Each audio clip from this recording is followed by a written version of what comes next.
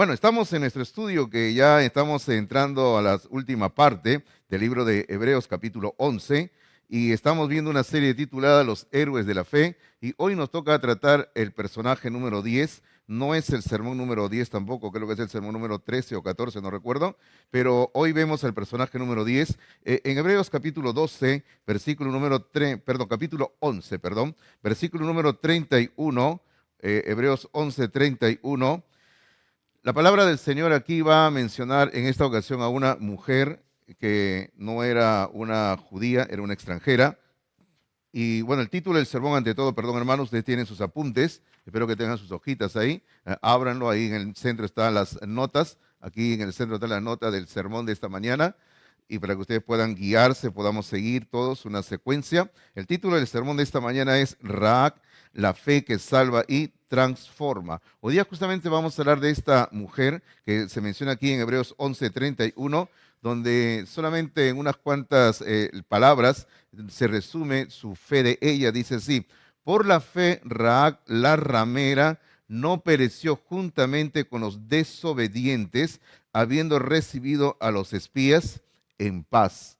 Este es un resumen muy apretado de lo que se nos va a explicar con más detalles en el libro de Josué, capítulo número 2. Ahora, esta mujer, hermanos míos, Raab la ramera, aquí como se le dice aquí en Hebreos 11:31, a la larga, luego de haber tenido una, yo diría, una maravillosa conversión a Cristo, a Dios, mejor dicho, así sería mejor decirlo, esta mujer a la larga llegó a convertirse en un antepasado del Señor Jesucristo. No vamos a abrir la Biblia ahora, pero solamente les digo que si usted puede verificar en Mateo capítulo número 1, donde se encuentra la genealogía de Jesucristo, ahí es mencionada ella como un antepasado. En Mateo capítulo 1, en el versículo número 5, más exactamente, se menciona a Salmón, así se llamaba por lo visto el esposo de ella, dice: Salmón engendró de Raab a Booz. Y este Booz engendró luego, dice, de Ruc a Obed, y Obed engendró a Isaí, y así es como nace luego el rey David, quien se convertiría, como todos sabemos, en un antepasado del Señor Jesucristo. Así que podemos decir que Raab, a quien vamos a estar viendo esta mañana en el estudio bíblico, era una tatarabuela del rey David. Y por lo tanto, Raab, a pesar de haber tenido una mala vida, haber sido una gentil, haber sido una prostituta, se convirtió en antepasada del Señor Jesucristo. Bueno, es algo que nos debe llamar a reflexionar bastante. Eso quiere decir que cuando Cristo murió en la cruz del Calvario, no solo tenía sangre judía en sus venas, sino también sangre gentil. Porque también recuerde usted que en otro momento, Ruc se convirtió al Señor, y Ruc a la larga también se convirtió en antepasada del Señor Jesucristo. Y Ruc también era una gentil también. Así que el Señor, con su muerte en la cruz, Él tuvo una muerte maravillosa porque Él derramó su sangre por toda la humanidad. Ahora, en sus notas hay un pensamiento que para mí va a describir todo el sermón de esta mañana. Por favor, en su nota dice: esta historia, la historia de Ra, que estamos recién iniciando, ilustra la forma en que todos, y ahí es todos nosotros, todos llegamos a la salvación. Eso es lo que va a ilustrar esta historia de Raab, que estamos, como digo, estamos comenzando en el estudio bíblico, en la predicación de esta mañana, que nos va a describir cómo es que todos podemos llegar a la salvación en Cristo Jesús. Ahora, yo creo que todos nosotros podemos de alguna manera identificarnos con esta mujer sin Cristo, cómo llega a Cristo y qué es lo que ocurre en su vida luego que esta mujer tiene la experiencia bendita de la salvación. Así que básicamente hoy día vamos a hablar bastante sobre la salvación que todos podemos obtener de forma gratuita en Cristo Jesús y que Raab la ramera también obtuvo en forma gratuita en ese momento. Bueno, número 1, en sus notas, usted también puede ver que el mensaje lo hemos dividido en 5 partes, 5 puntos. Así que lo número 1 que vamos a ver, empezamos por lo más elemental. Número 1, la pecadora necesitada de salvación. Por si acaso no estamos queriendo decir que ella era una mala mujer en ese sentido, sino que todos nosotros somos pecadores. Y todos nosotros, hombres y mujeres, somos pecadores en su momento necesitados de salvación. Ninguno de nosotros podía salvarse a sí mismo o a sí misma, todos necesitábamos salvación. Si ustedes me acompañan al libro de Josué, capítulo número 2, donde vamos a estar más tiempo, en el capítulo número 2 de Josué, donde se narra la historia justamente de esta mujer Rahab la ramera.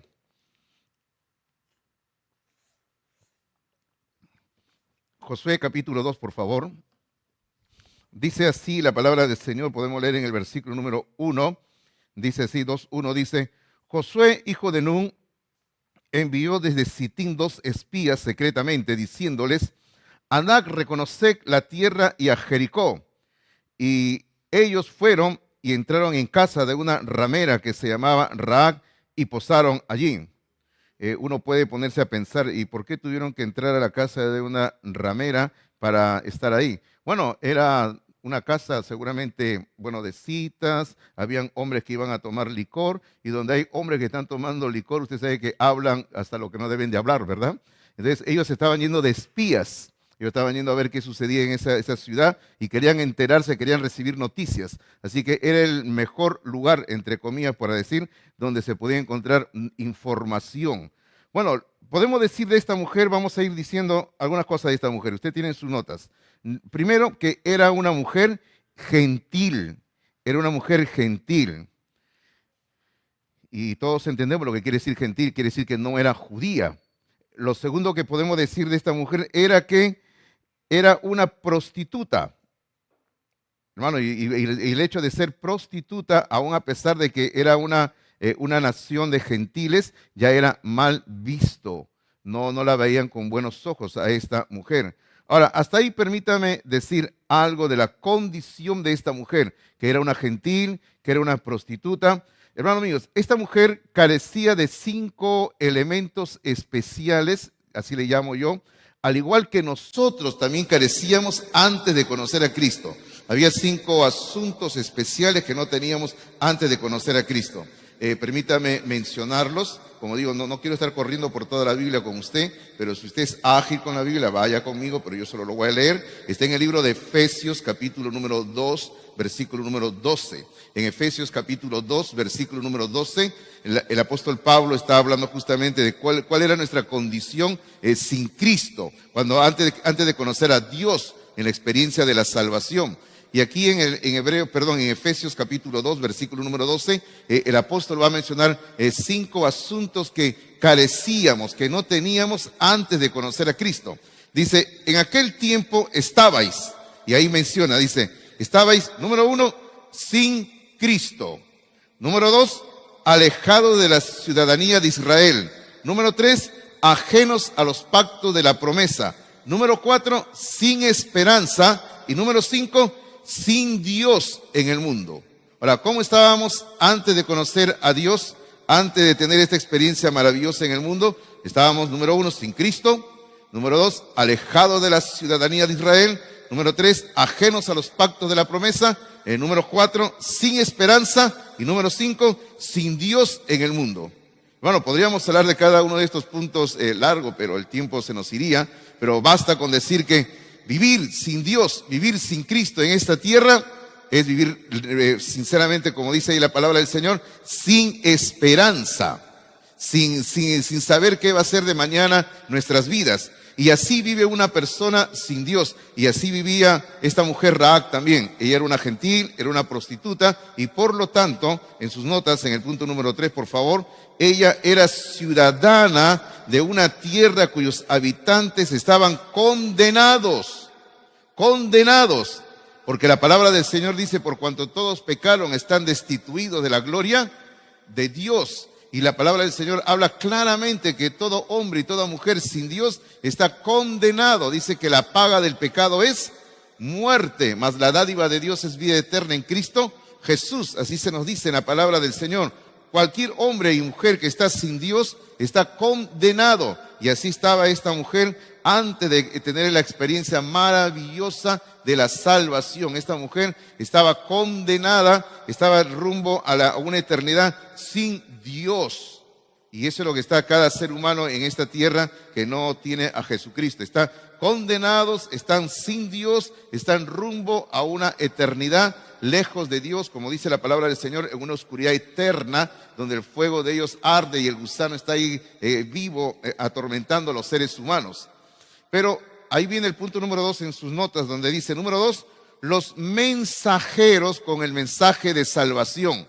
Porque en el punto número 1 hemos visto a una pecadora que nos puede representar a todos nosotros, a cualquiera de nosotros, pero ahora en el punto número 2 vienen los mensajeros con el mensaje de salvación. Ya hemos visto ahí en Josué capítulo número 2, versículo número 1, que nos dice que Josué envió a 2 espías a la tierra para que vayan a ver qué estaba sucediendo en esa ciudad llamada Jericó. Pero ahora en el versículo número 2, por favor, sigue la historia, dice, y fue dado aviso al rey de Jericó diciendo, he aquí que hombres de los hijos de Israel han venido aquí esta noche para espiar la tierra.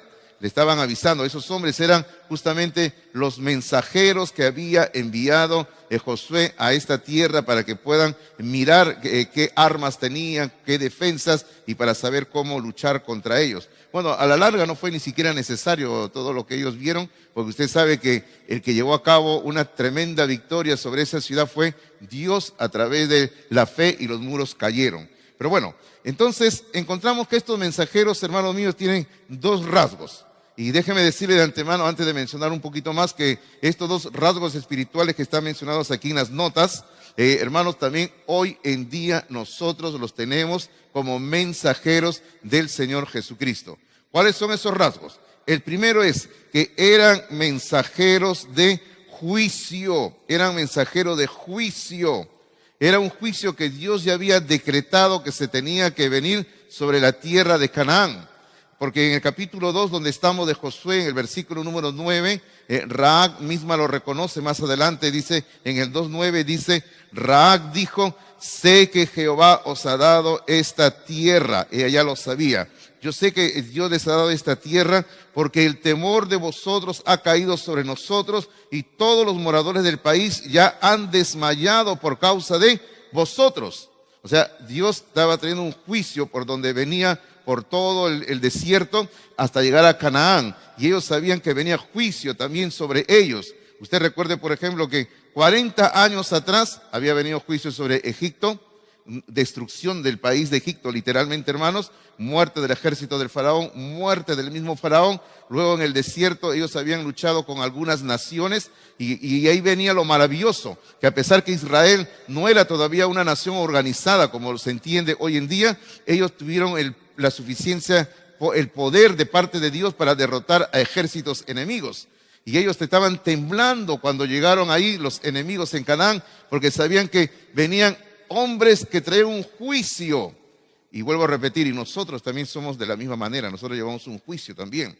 Ahora, el segundo rasgo de estos hombres mensajeros era, número 2 en su nota, dice, eran mensajeros de gracia, mensajeros de gracia. Aquí viene como podríamos decir una paradoja o una contradicción, ¿verdad que sí? ¿Se da cuenta usted? Por un lado, eran mensajeros que traían juicio, pero al mismo tiempo traían gracia de Dios. Ahora, si usted se pone a pensar, Jesucristo dijo de sí mismo lo mismo.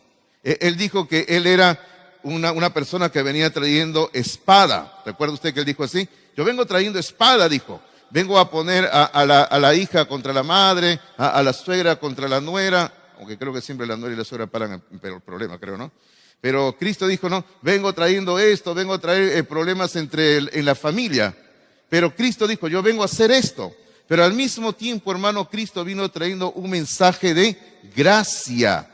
Porque usted recuerde que él mismo dice en Juan 3:16 que el Hijo del Hombre, perdón, estoy hablando de otro versículo, ¿no? Porque de tal manera amó Dios al mundo que ha dado a su Hijo unigénito para que todo aquel que en él cree no se pierda, mas tenga vida eterna. Pero luego si usted sigue leyendo versículos 17, 18 y 19, usted ve que el Señor dice, pero todo aquel que rehúsa creer, dice, ya no verá la vida. Entonces en ese momento rechazaron el mensaje y automáticamente estos hombres, por decirlo así, se convirtieron en olor de muerte, en olor de juicio. Pero hubo una mujer que juntamente con su familia decidieron aceptar el mensaje que estaban trayendo de parte de Dios un mensaje de juicio, lo aceptaron, y para ellos, para esa familia, para la familia de Rahab, se convirtieron ellos en mensajeros de gracia, mensajeros de vida. Hermano, nosotros también podemos ser lo mismo, podemos llevar un mensaje de vida y un mensaje de muerte, un mensaje de salvación y un mensaje de condenación. Lo único es que hay que ser fieles a Dios a donde vayamos. Usted donde vaya tiene que hablar de Dios, tiene que predicar de Dios y tiene que llevar el mensaje de Dios. Y justamente ese es el tercer punto de nuestro mensaje, ahí número 3. Porque número 1, ya hemos visto la pecadora necesitada de salvación. Número 2, hemos visto los mensajeros con el mensaje de salvación y hemos dicho en qué consiste esos mensajeros. Y ahora número 3 es el mensaje de salvación. O sea, ¿qué es lo que se va a hablar? ¿Qué es lo que se va a predicar? ¿Qué es lo que se va a anunciar? ¿Y qué es lo que ellos anunciaron cuando llegaron allá a la casa de esta mujer? En Josué capítulo número 2, versículo número 18 y 19, la palabra del Señor dice de esta manera. En Josué capítulo 2, por favor, regresamos al libro de Josué, capítulo número 2, versículo número 18 y versículo número 19, dice de esta manera. Ahora aquí está hablando los mensajeros que le están hablando a ella, a Rahab, y le están dando algunas instrucciones de lo que ella tiene que hacer, y este era el mensaje. Le dice: he aquí, cuando nosotros entremos en la tierra, o sea, se refiere a cuando venga el ejército de Israel para destruir Jericó, dice, cuando nosotros entremos en la tierra, aquí está el mensaje, mire usted, el mensaje dice: tú atarás este cordón de grana a la ventana por la cual nos descolgaste, y reunirás en tu casa a tu padre y a tu madre, a tus hermanos y a toda la familia de tu padre.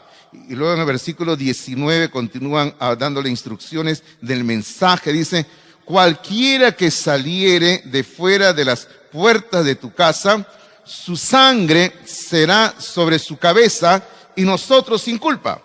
Y ahí se cumple también lo que el profeta Ezequiel hablaba, de que si alguien tocaba la trompeta y no se apercibía del peligro, su sangre era sobre sí mismo. Pero el versículo 19 aún sigue diciendo: mas cualquiera que se estuviere en casa contigo, su sangre será sobre nuestra cabeza si mano le tocare. Está hablando de la protección que ellos estaban asegurándole. Ese era el mensaje, seguridad, protección. Le estaban diciendo: si tu familia, tus parientes, todos están contigo en tu casa, cuando viene la destrucción de la ciudad, todos los que estén en tu casa van a ser salvados. Nadie va a morir. Pero si alguien de tu familia que está en tu casa sale por un momento durante la destrucción de la ciudad y muere, ya no es nuestra responsabilidad, estamos libres de cualquier culpa, le dice.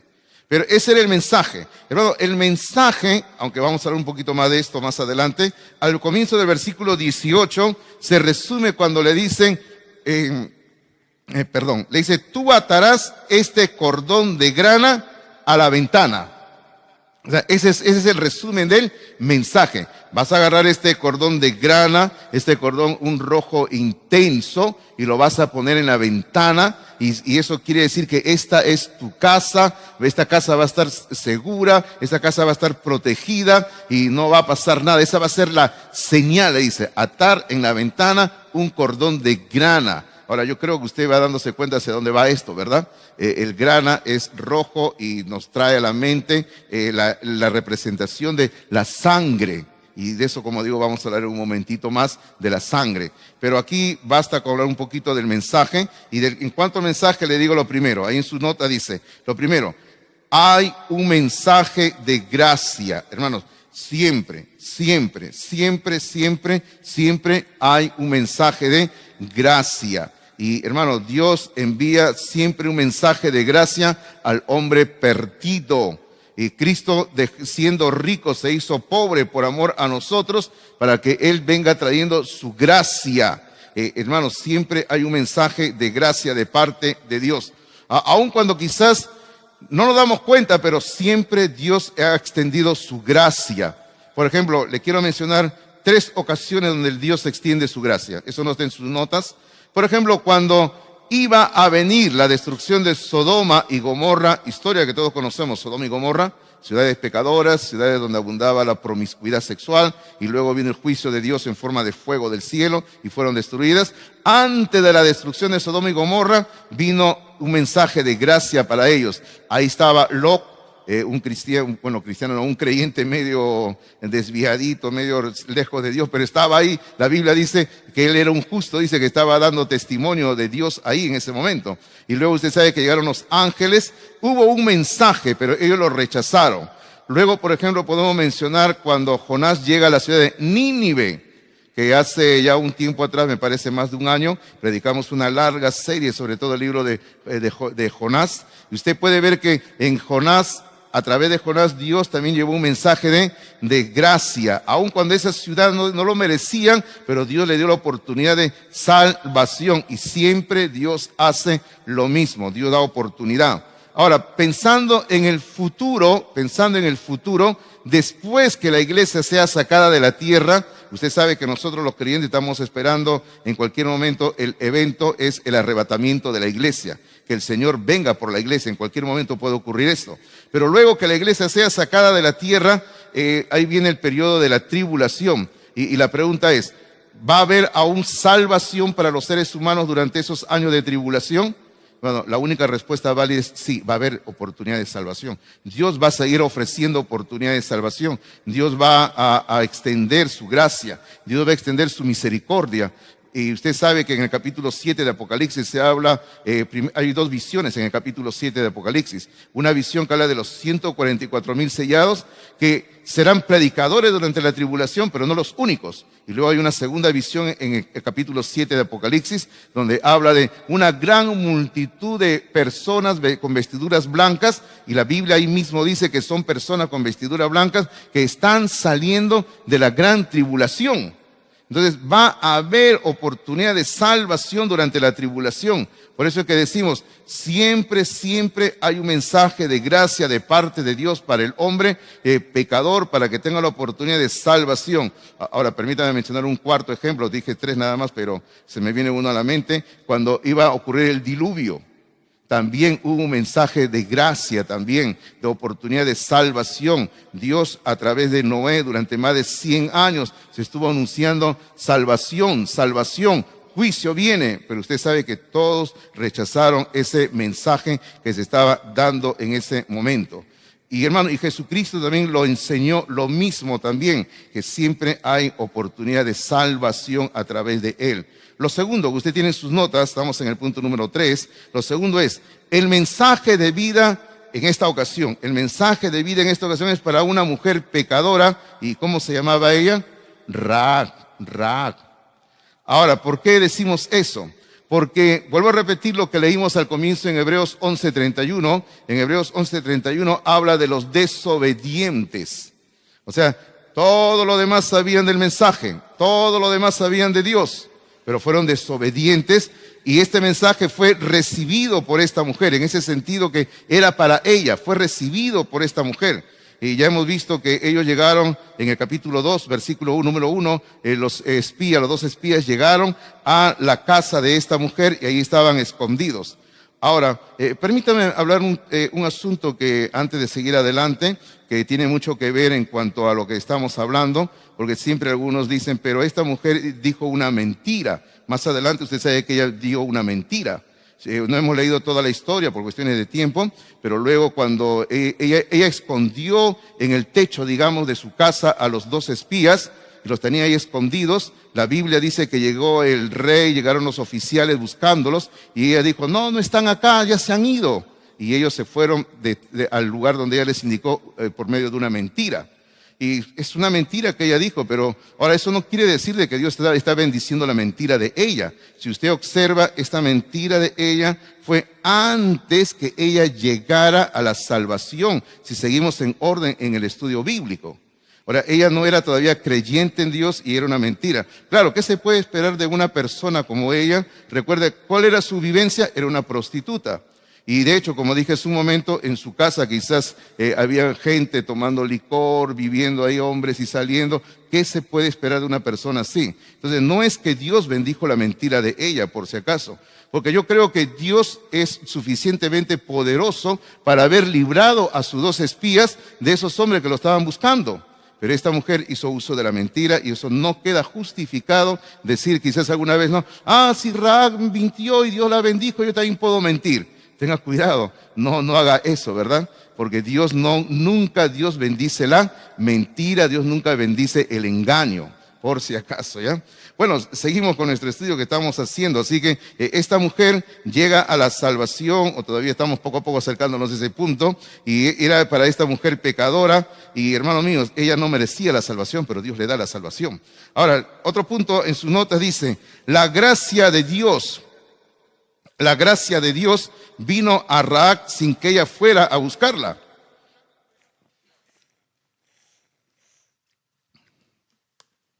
Y verdad, y siempre ocurre así, Dios siempre buscando al hombre. Usted recuerda lo que ocurrió en el huerto del Edén. Adán y Eva pecaron, Génesis capítulo número 3, y ellos cuando pecaron se avergonzaron de que estaban desnudos, se escondieron de Dios, y en ese momento Dios aparece llamando, ¿no? Adán, ¿dónde estás? Dios siempre busca al hombre en todo momento. Y quiero mencionarle, hermanos, ya que estamos hablando de la gracia de Dios, y vuelvo a repetir, esto no está en sus notas, pero le quiero mencionar 3 verdades así rápidamente sobre la gracia de Dios. Le voy a mencionar rápidamente 3 verdades sobre la gracia de Dios. Verdad número 1, la gracia de Dios busca al pecador antes que el pecador busque a Dios. La gracia de Dios busca al pecador antes que el pecador busque a Dios. ¿Usted recuerda lo que Cristo dijo en Lucas 19:10, cuando estaba hablándole ahí a este chiquitín llamado Zaqueo? Él dijo, ¿no? Porque el Hijo del Hombre vino a buscar y a salvar lo que se había perdido. O sea, el Hijo del Hombre, Jesucristo, ha venido a buscar y a salvar lo que se había perdido. Hermanos, no es que el hombre esté buscando a Dios, sino que es Dios quien está buscando al hombre. Dios es el que extiende su misericordia, su gracia, y Dios es el que está poniéndole todas las posibilidades al hombre para que el hombre llegue a la salvación. Número 2, lo segundo que le quiero decir sobre la gracia. La gracia de Dios, viene al pecador en un acto de la soberanía divina por medio de Cristo, porque Cristo para eso muerto en la cruz, ofreciendo salvación a toda la humanidad. Y esa gracia viene en un acto de la soberanía divina por medio de Cristo. No hay otro medio por el cual se puede recibir la gracia de Dios, queridos hermanos. No existe otra forma. No, hermano, la gracia de Dios no se recibe por medio de algún rito, no se recibe por medio del bautismo, no se recibe por medio de la Santa Cena, no se recibe por nada de eso. La gracia de Dios se recibe solo a través de Jesucristo. Yo sé que hay un grupo, digamos, que no son evangélicos, que enseñan que los ritos que he mencionado, Santa Cena, bautismo, dice que son ritos que comunican la gracia de Dios, y no es así, eso no está en la Biblia. La gracia de Dios se recibe directamente de Jesucristo, nada más. Porque la Biblia dice, y anótelo por favor, en Juan capítulo 1, versículo número 17, dice, la ley por medio de Moisés fue dada. Y luego dice, pero la gracia y la verdad vinieron por medio de Jesucristo, dice la palabra de Dios en Juan 1:17. Así que el único medio, la única forma de recibir la gracia es por medio de Jesucristo. No existe otra manera de cómo recibir la gracia de Dios. Lo tercero y lo último que le quiero mencionar de la gracia es que la gracia de Dios es suficiente. La gracia de Dios es suficiente para la situación más perdida. Quiere decir de que cualquier ser humano que sea el humano que esté más digno del infierno, pero ese ser humano viene a Dios, la gracia de Dios es suficiente. Piense por un momento en esta mujer Rahab, la prostituta, una mujer con una mala vida, una mujer con una mala fama, una mujer que honestamente no era bien vista en la ciudad donde vivía, pero Dios mostró en ella su gracia. La palabra del Señor dice en Romanos capítulo 5, versículo número 20, en Romanos capítulo 5, versículo número 20, que dice que, pero la ley se introdujo para que el pecado abundase, dice. Mas cuando el pecado abundó, dice, sobreabundó la gracia. O sea, aún puede haber mucho pecado, pero la gracia de Dios es mayor, dice. Más gracia. La gracia de Dios es más grande, está diciendo. Así que la gracia de Dios se extiende a todo ser humano que necesita de salvación y viene buscándola en Cristo Jesús. Número 4, seguimos ahora. Recuerden que estamos avanzando, viendo cómo una persona llega a la salvación y cómo todos nosotros hemos llegado a la salvación en Cristo Jesús. Número 4, ahora sí llega la recepción de la salvación, la recepción, o sea, el recibir la salvación. Porque hermano, uno puede saber todo esto, pero ¿lo ha recibido al Señor? Hace poco yo le hablaba a una persona, la persona me decía, no, sí, yo voy a la iglesia desde niño. Ay, qué bueno, le decía, qué bueno que vayas a la iglesia desde niño, le decía, ¿no? Qué bueno que estés leyendo la Biblia, qué bueno. Pero ¿ya tienes a Cristo, le decía, en tu corazón? No, yo sí sé que Dios creó, y me salía con historias de la Biblia, yo sé que Dios creó el mundo, qué bueno, yo también lo sé, le digo, pero ¿tienes a Cristo en tu corazón? Y luego me hablaba, no, sí, yo sé que Moisés, el Éxodo, está bien, pero ¿tienes a Cristo en tu corazón? O sea, uno puede conocer toda la Biblia, pero el punto es, ¿tienes a Cristo en tu corazón? ¿Has llegado a lo más importante que es la salvación en Cristo Jesús? Si no tienes a Cristo en tu corazón y te conoces toda la Biblia, eso no te va a hacer salvo, eso no te salva. Tú necesitas la experiencia de la salvación. Mire todo lo que ella sabía. Mire, ahí en sus notas estamos colocando por lo menos 4 cosas que Ra conocía sobre el Dios de Israel. Pero no, uno puede conocer algo de Dios, pero si no tiene la experiencia íntima con Dios, no hay salvación. Uno necesita la experiencia íntima con Dios. Y eso era lo que le faltaba a esta mujer, la experiencia íntima con Dios. ¿Qué era lo que ella conocía de Dios? Vamos a mencionar 4 cosas que ella conocía. Primero, ella conocía que Dios es fiel. Bueno, y todos sabemos que Dios es fiel, ¿verdad? Qué bueno, porque mire lo que dice, y ahí vamos a ir leyendo algunos versículos, ¿ya? En Josué capítulo 2, versículo número 9, en el capítulo 2, versículo número 9, aquí está hablando ella, Raab dice, sé, y mire cómo comienza diciendo, sé, o sea, yo conozco, tengo conocimiento, yo sé, dice, que Jehová os ha dado esta tierra. O sea, ahí está, hasta ahí nada más para empezar, mire. Yo tengo conocimiento que Dios les ha dado esta tierra. O sea, si Dios lo ha dicho, está diciendo ella, lo va a cumplir. O sea, ella está diciendo, mire, una pagana, una gentila, que todavía le falta poco para llegar a la salvación, está diciendo, yo sé que si Dios hizo una promesa, va a cumplir con su promesa. Eso es lo que está diciendo. Por eso dice, Dios es fiel. Lo segundo que ella sabía sobre Dios, que es un Dios de todo poder, Y en el siguiente versículo, en el capítulo 2 de Josué, versículo número 10, ella lo va a explicar esto de que Dios es un Dios de todo poder. Dice así, porque hemos oído que Jehová, mire lo que ella está recordando, que Jehová hizo secar las aguas del Mar Rojo delante de vosotros cuando salisteis de Egipto. Todos recordamos ese evento, ¿verdad? Todos recordamos ese evento en el libro de Éxodo. El evento central, el evento característico de toda la teología del Antiguo Testamento, el cruce del Mar Rojo. Y ella está recordando y dice, sabemos que Dios abrió las aguas del Mar Rojo y ustedes pasaron. Y bueno, fue algo maravilloso ese evento. Y justo ayer yo estaba estudiando este asunto de las aguas del Mar Rojo cuando se abrieron por el poder de Dios. Ahora, ella sigue hablando y luego hace referencia a algo más. Dice, y lo que habéis hecho a los 2 reyes de los amorreos que estaban al otro lado del Jordán. Y va a mencionar el nombre de estos 2 reyes. Dice, a Sehón y a Og, a los cuales habéis destruido. Ella por lo menos menciona 2 eventos que demuestran que Dios es un Dios de todo poder. Primero, secar las aguas del Mar Rojo. Segundo, la destrucción de 2 reyes enemigos que tenían ejércitos muy grandes. Y como dije hace un rato, Israel aún no estaba organizado, no tenía un ejército tan grande, pero ahí se dejó ver el poder de Dios, la gloria de Dios. Ahora yo le pregunto, Usted puede citar en su vida hechos grandiosos de Dios.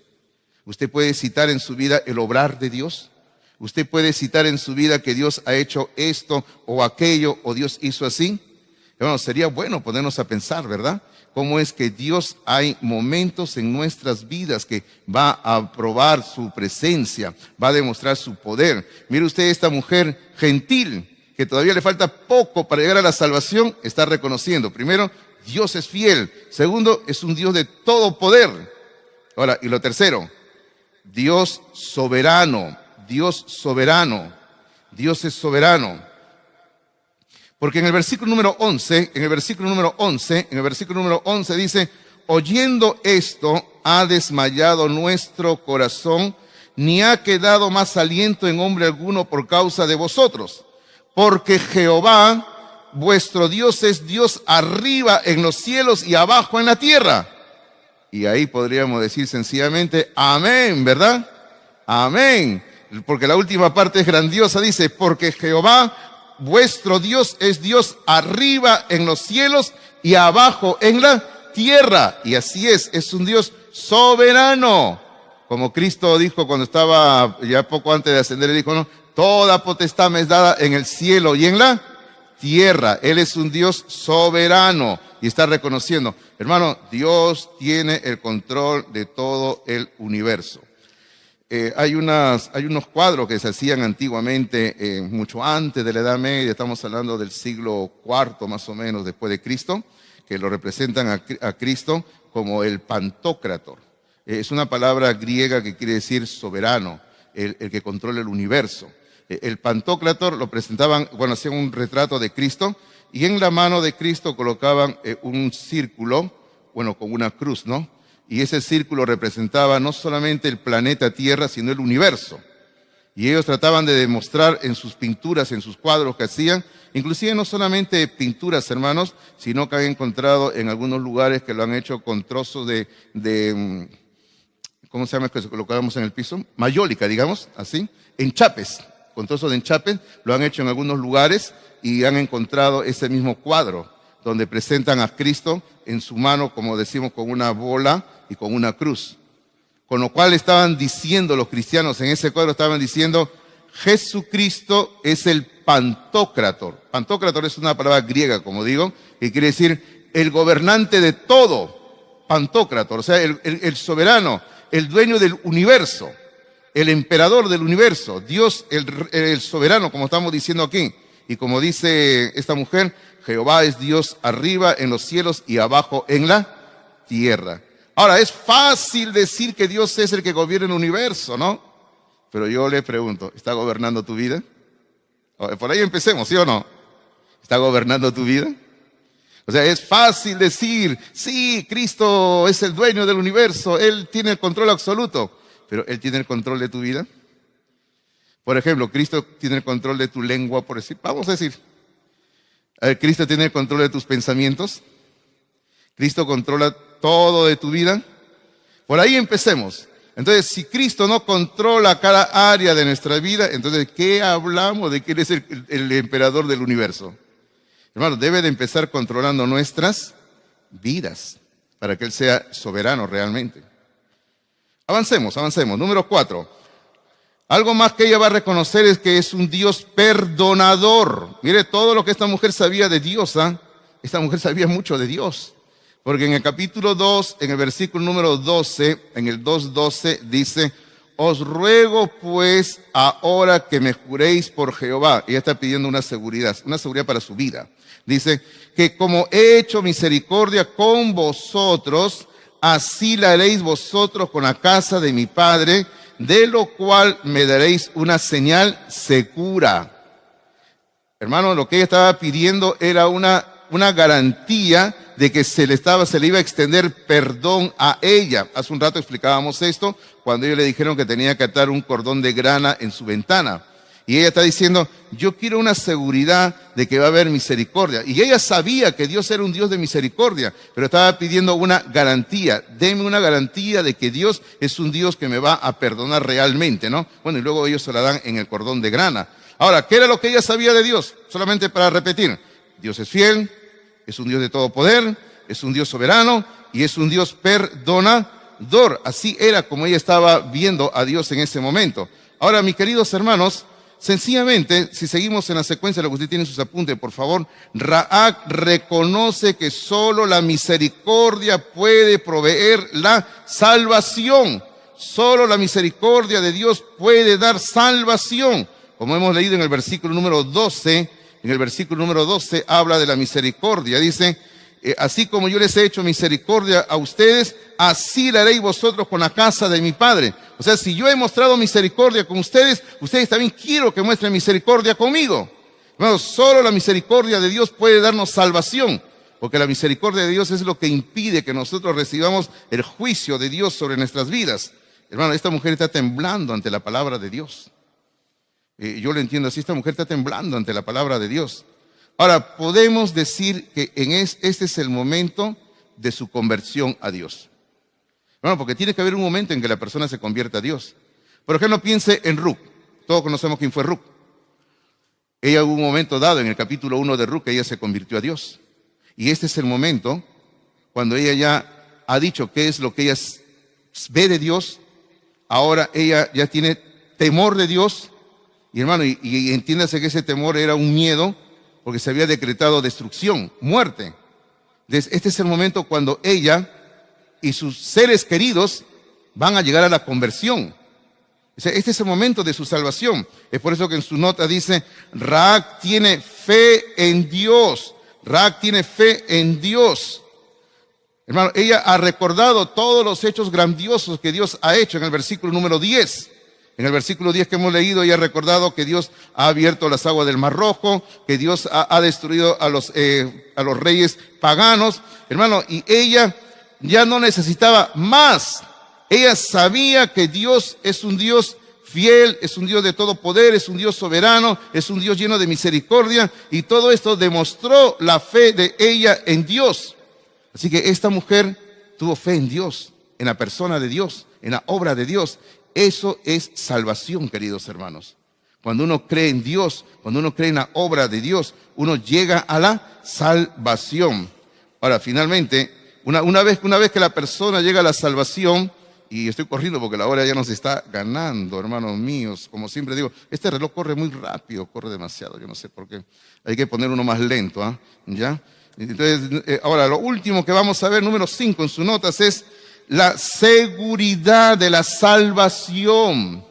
La seguridad de la salvación. Porque cuando una persona llega a la salvación, hay seguridad. Por ejemplo, ¿cuál es nuestra seguridad hoy en día, hermano, que tenemos en Cristo Jesús? Cuando una persona recibe a Cristo en su corazón, tiene a Cristo en su vida, recibe el sello del Espíritu Santo en su corazón, según lo que dice la palabra de Dios, y ese sello lo tenemos, dice, hasta el día que lleguemos a la posesión adquirida, o sea, hasta el cielo. Yo creo que es innecesario preguntar, pero ¿un creyente verdadero puede perder la salvación? ¿Usted qué dice? No, ¿verdad? No. Algunos están dudando, todavía no responden nada. Yo les vuelvo a preguntar, ¿un creyente verdadero puede perder la salvación? No puede perder la salvación. Estamos hablando de un creyente verdadero. O sea, el creyente que tiene la salvación no lo puede perder. No la pierde jamás. No puede. Pero lo que sí un creyente puede perder es esa alegría, ese gozo de la salvación, ¿verdad? Cuando el creyente está viviendo en pecado, en desobediencia, anda lejos de la palabra de Dios, es un creyente triste, es un creyente que no tiene ganas de nada. Bueno, pero a las finales yo también me pregunto muchas veces cuando veo a una persona así, ¿será creyente realmente? Esa es también otra pregunta, ¿sí o no? ¿Será hijo de Dios realmente? ¿O será hija de Dios realmente? ¿O solamente será un religioso o una religiosa nada más? Es por eso que yo siempre repito el versículo que Pablo dice, examinaos a vosotros mismos para ver si estáis en la fe. O sea, examínese a ver si está en la salvación. Ahora, usted no tiene que andar examinando la vida ajena. Usted tiene que examinarse a sí mismo. Por usted comience, ¿verdad? Porque a veces somos expertos en andar examinando vidas ajenas, ¿no? Nos volvemos, pero peritos, expertos, hermanos míos, y eso no está bien. Bueno, entonces ahora vamos a hablar de la seguridad de la salvación finalmente. Y en el capítulo 2, versículos 18 y 19, versículo que ya hemos leído aquí en Josué, pero la primera parte del versículo 18 dice, he aquí cuando nosotros entremos en la tierra, tú atarás este cordón de grana a la ventana por la cual nos descolgaste. Está hablando de un cordón de grana. Y entonces, ponga en su nota usted, un cordón de grana atado a la ventana.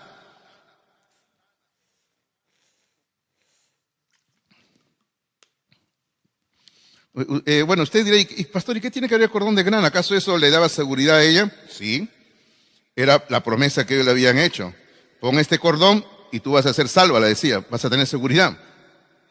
Como dije hace un rato, yo creo que es evidente que este cordón de grana, al ser un rojo intenso, nos lleva rápidamente a entender que es una representación, un símbolo de la figura de la sangre de Cristo, hermanos. Es un símbolo.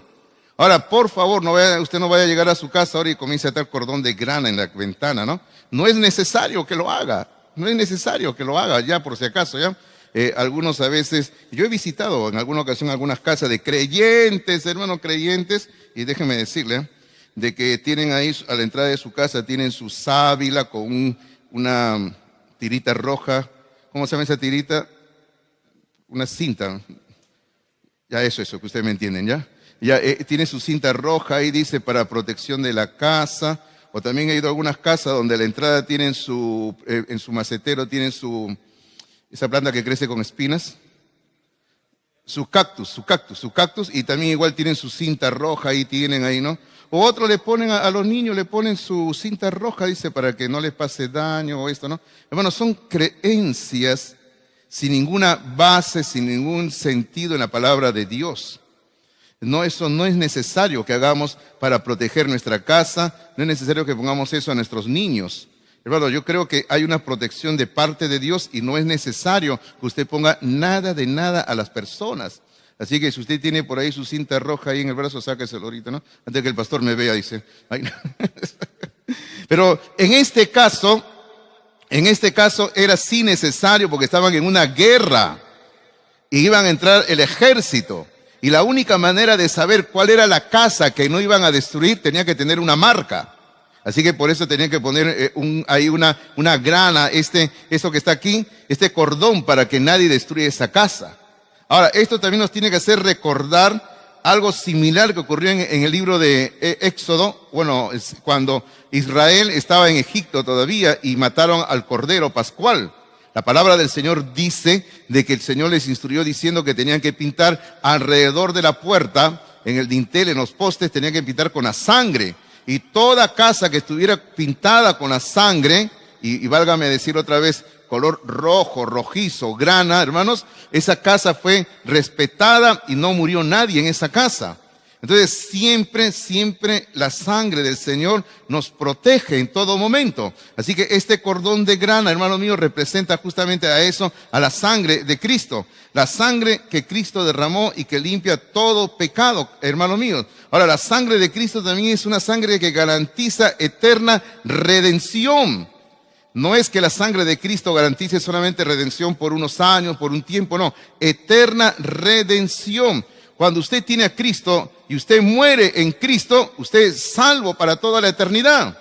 No es que su familia en esta tierra tiene que hacer una misa para que usted siga siendo salvado poco a poco en la eternidad. No es necesario. Si usted ha muerto en Cristo, usted es un hijo, una hija de Dios.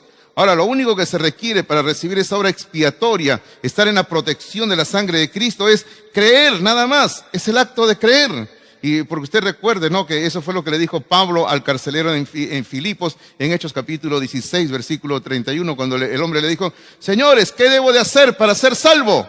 ¿Y qué le dijo Pablo? Cree en el Señor Jesucristo y serás salvo tú y tu casa. Lo único que se necesita para recibir esa bendición de la sangre de Cristo es creer en Cristo Jesús. No tiene que ser otra cosa. Por eso que le digo, ¿usted cree en Cristo Jesús? ¿Usted ha recibido a Cristo Jesús? No le digo cuánto usted conoce de Dios, porque esta mujer conocía mucho de Dios. Porque aún yéndonos a otro tema, porque es otro tema, y si usted lee en el libro de Santiago, dice que el diablo también sabe de Dios, ¿verdad? Y el diablo sabe bastante de Dios, por si acaso, bastante sabe de Dios. Si no, usted lea cómo lo tentó a Jesucristo el diablo en el desierto.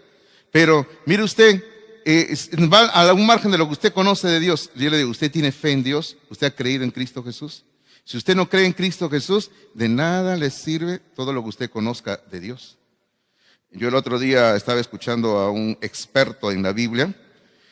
Es un experto que ha escrito yo no sé cuántos libros. Y escribe y escribe. Este hombre no se dedica a otra cosa. Escribe libros sobre la Biblia, cantidad, hermanos, de diversos temas. Sobre arqueología, sobre historia, sobre personajes. Y es un erudito. Es un erudito este hombre. Y inclusive trabaja en alguna editorial evangélica también. Pero el problema es que este hombre no es cristiano. Este hombre es un teólogo católico y este hombre ayuda a la publicación de libros cristianos evangélicos y este hombre escribe de todo y permítame decir que algunas cosas que escribe son, pero no sé qué palabra puedo emplear, pero no están de acuerdo a la enseñanza de la palabra de Dios. Y este hombre conoce mucho. Y como digo, y todo el tiempo anda dictando conferencias por todo el mundo y yo he escuchado algunas de sus conferencias en YouTube ahí. Pero ¿sabe qué, hermanos? Este hombre, a pesar de todo lo que conoce, no tiene a Dios en su vida. Y este hombre, a pesar de todo lo que conoce, el día que muera, ni va a ir al cielo. Porque todo lo que él habla es evidente. Porque usted sabe que la Biblia dice que de la abundancia del corazón habla la boca. Y él cuestiona mucho la palabra de Dios. Él cuestiona mucho la inspiración de la Biblia, cuestiona mucho el nacimiento original de Cristo, cuestiona mucho la eficacia de la sangre de Cristo en la cruz. Y así podríamos seguir hablando todo lo que este hombre cuestiona. ¿Conoce la Biblia? Conoce la Biblia, pero no tiene a Dios. Y sin Dios, un ser humano está condenado por toda la eternidad. Terminamos con este pensamiento que está ahí al final de sus notas, por favor. Dice... Perdón, creo que lo último no hicimos, la garantía de él. ¿No lo colocamos? No, a ver, déjenme ver, me estoy pasando ese puntito, por ahí está, ok. La garantía del juramento en nombre de Dios. La garantía del juramento en nombre de Dios. Claro, eso está en el versículo 12, en el versículo de Josué 2:12, donde dice, os ruego pues ahora que me juréis por Jehová. Claro, cualquier promesa en el nombre del Señor es cumplida. Como cuando Cristo habló en Juan 14, 1 al 3, ¿no? Voy al cielo a preparar lugar para vosotros. Bueno, terminamos con el pensamiento que está ahí al final de las notas, por favor, dice. Esta es una de las más bellas ilustraciones de la gracia de Dios en la Biblia. De la gracia de Dios en la Biblia. Honestamente es maravilloso, ¿eh? Maravilloso lo que todo podríamos aprender de esta historia, que ni siquiera hemos leído todo el capítulo 2 de Josué por cuestiones de tiempo, pero hemos hablado lo esencial. Una persona sin Dios puede venir a la salvación en todo momento. Siempre hay gracia de Dios, siempre hay misericordia, siempre hay perdón. Dios siempre extiende su misericordia. Vamos a orar, por favor, le pido que inclinemos la cabeza, cerremos los ojos por un momento. Mientras nos preparamos para entrar ya a la última parte también de la reunión de esta mañana. Y vamos a orar, por favor, ¿sí? Vamos a orar. Padre bendito, en esta mañana damos gracias por tu santa palabra, la Biblia. Damos gracias, Padre, porque hemos podido abrir tu Biblia, hemos podido abrir tu palabra en el libro de Josué, capítulo número 2, donde hemos visto esta bonita historia, Señor, de esta mujer, cómo es que llegó a la salvación. Y luego esta mujer se incorporó al pueblo de Dios. Y, Señor, a la larga ella se convirtió en una antepasada del Señor Jesucristo. Padre, es maravilloso cómo es que tú muestras tu gracia, tu misericordia. Y damos gracias, Señor, porque hoy en día tú sigues haciendo lo mismo. Tú sigues mostrando gracia, misericordia para todo ser humano. Y pedimos, Padre, que esta mañana, si en este momento alguien que nos está oyendo, ya sea aquí presente o por la transmisión, aún no tiene a Cristo en su corazón, abra su vida, abra su corazón y permita que Dios pueda darle luz, Dios pueda darle esperanza. Padre, queremos poner nuestras vidas en tus manos. Queremos pedirte a ti tu misericordia, tu gracia. Y Padre, también te pido una bendición especial para los hermanos, las hermanas de nuestra congregación. Que tú los guardes, que tú los bendigas, que tú derrames sobre ellos y sobre ellas grande bendición en sus vidas, en sus hogares, en su trabajo, en su negocio, Señor. Y Padre, si alguno de mis hermanos o hermanas está enfermo o enferma, algo, Señor, les está quejando, pedimos sanidad sobre ellos. Pedimos que tú muestres tu gracia sobre ellos. Y Padre, queremos poner nuestras vidas en tus manos hoy y por esta semana que se inicia. Oramos, Señor, en el único nombre que tenemos para orar, el nombre de Cristo Jesús. Amén, Señor. Amén, amén. El Señor le bendiga, queridos hermanos.